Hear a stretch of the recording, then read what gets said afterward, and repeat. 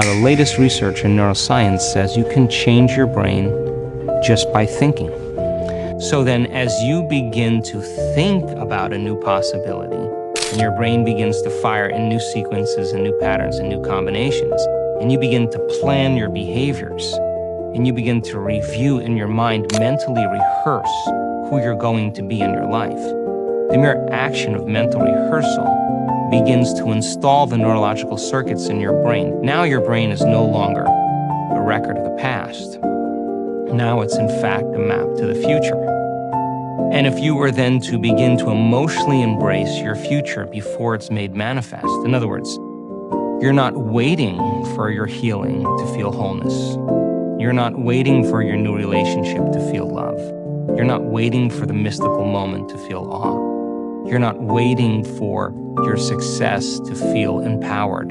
That's the old model of reality, of cause and effect. In other words, the materialist, the person who's waiting for their wealth to come to feel abundance, they're living by that model of cause and effect. But the quantum model is about causing an effect, which means you begin to experience your own worthiness and your abundance before it occurs. You have to feel wholeness in order for your healing to occur. We have to feel love for ourselves and love for life in order for us to have love in our life.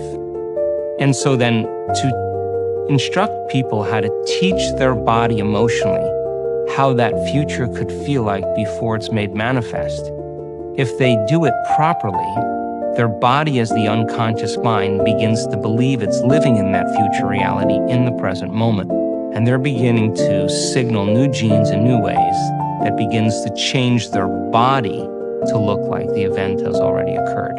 So the process of change in the meditative model requires unlearning and relearning, requires breaking the habit of the old self and reinventing a new self.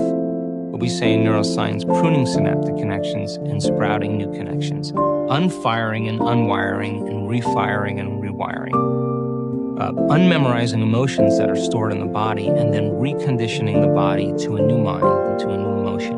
No longer signaling the same genes in the same way, but signaling new genes in new ways. Beginning to pull your energy out of the past and beginning to invest your energy into the future. What we're teaching people how to do is not to pray to have their prayers answered, but to get up from their meditations as if their prayers are already answered. Because when they're combining that clear intention of their future with that elevated emotion,